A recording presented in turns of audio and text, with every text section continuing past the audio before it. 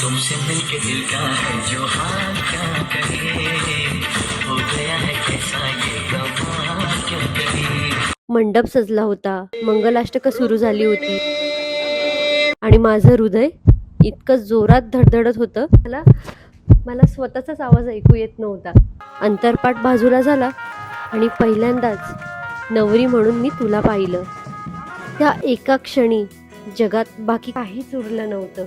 तू माझा हात धरलास आणि मला वाटलं आता कधीच सोडणार नाहीस.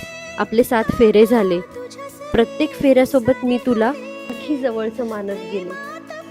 मग तू माझ्या गळ्यात मंगळसूत्र घातलंस.